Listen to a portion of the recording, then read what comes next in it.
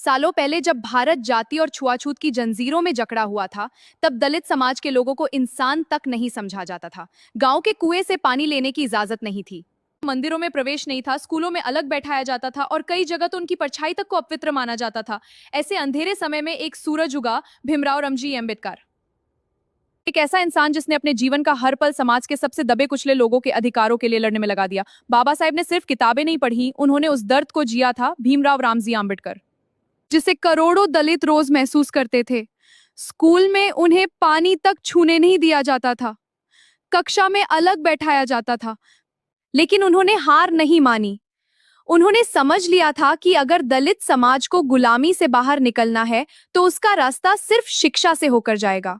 इसीलिए उन्होंने कहा था, शिक्षित बनो, संगठित रहो, संघर्ष करो। बाबा साहेब ने अंग्रेजों के सामने भी दलितों के अधिकारों की आवाज उठाई। उन्होंने गोलमेज सम्मेलन में दलितों के लिए अलग राजनीतिक अधिकारों की मांग की। उन्होंने संविधान में समानता, आरक्षण, शिक्षा और न्याय का अधिकार दिलाया। आज दलित समाज का जो भी सम्मान और अधिकार है, उसमें बाबा साहेब की सबसे बड़ी भूमिका है। लेकिन बाबा साहेब को एक बात हमेशा दुख देती थी। वे कहा करते थे, मुझे जितना धोखा अनपढ़ों ने नहीं दिया, उससे ज्यादा पढ़े लिखे लोगों ने दिया। उस समय बहुत लोगों को यह बात समझ नहीं आई, लेकिन आज का समय देखकर लगता है कि बाबा साहेब कितने सही थे। उत्तर प्रदेश के एक छोटे से गांव में दो लोग रहते थे। पहला था जस्टिस भूषण रामकृष्ण गवाई। वह हाई कोर्ट का वकील था, बहुत पढ़ा लिखा, तेज दिमाग वाला और समाज में सम्मानित व्यक्ति। दूसरा था डॉली चाय वाला। वह ज्यादा पढ़ा लिखा नहीं था, लेकिन मेहनती था। उसकी छोटी सी चाय की दुकान थी जहां लोग दूर दूर से चाय पीने आते थे। दोनों दलित समाज से आते थे। दोनों ने बौद्ध धर्म अपनाया था। दोनों बाबा साहेब की तस्वीर अपने घर में लगाते थे। लोग सोचते थे कि ये दोनों समाज को आगे बढ़ाएंगे।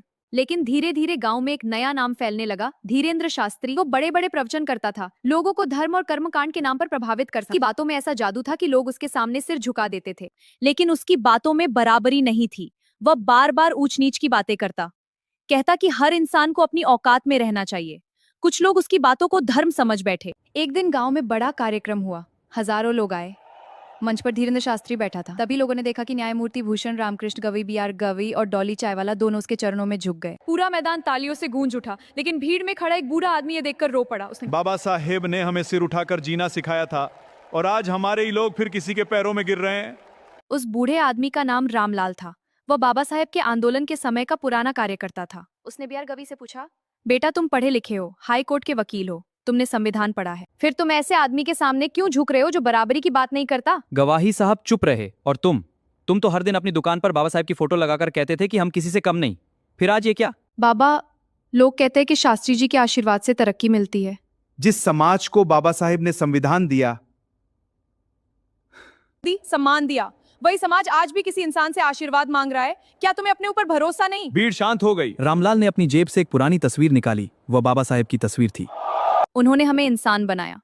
उन्होंने कहा था कि ज्ञान सबसे बड़ी ताकत है, लेकिन अगर पढ़ा लिखा इंसान भी अंधभक्ति में पड़ जाए तो समाज फिर गुलाम बन जाता है। उस रात गांव में कई लोग सो नहीं पाए। बी.आर. गवाही साहब अपने कमरे में बैठे रहे। उनके सामने कानून की किताबें थीं, लेकिन दिल में बेचैनी थी। उन्हें बाबा साहेब की बातें याद आने लगी। उन्हें लगा कि सचमुच उन्होंने शिक्षा का मतलब सिर्फ नौकरी समझ लिया था, आत्मसम्मान नहीं। उसने दीवार पर लगी बाबा साहेब की तस्वीर को देखा और खुद से पूछा, अगर बाबा साहेब आज होते तो क्या वे हमें किसी के चरणों में झुकते देखकर खुश होते? अगली सुबह गांव में फिर सभा हुई। इस बार मंच पर धीरेन्द्र शास्त्री नहीं था। मंच पर गवाही साहब खड़े थे। उन्होंने माइक उठाया और कहा, कल हमने गलती की।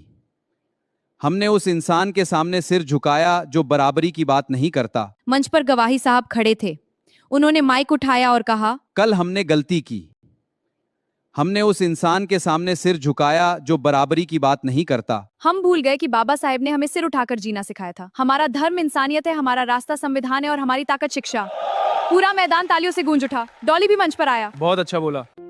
उसने कहा, आज से मेरी दुकान पर सिर्फ चाय नहीं मिलेगी, वहाँ बच्चों को मुफ्त किताबें भी मिलेंगी। लोगों की आंखों में चमक आ गई। रामलाल मुस्कुरा रहे थे। उन्हें लगा कि शायद बाबा साहेब की सीख अभी पूरी तरह मरी नहीं है। उस दिन गांव के लोगों ने समझ लिया कि असली सम्मान किसी इंसान के पैरों में गिरने से नहीं मिलता। सम्मान मिलता है शिक्षा से, आत्मविश्वास से और अपने अधिकारों के लिए खड़े होने से। और शायद यही संदेश बाबा साहेब पूरी जिंदगी देना चाहते थे। अगर समाज का पढ़ा लिखा इंसान जाग गया तो कोई ताकत उसे गुलाम नहीं बना सकती। अगर आपको वीडियो अच्छी लगी हो तो लाइक, कमेंट, सब्सक्राइब करें। जय भीम, नमो बुद्धाय।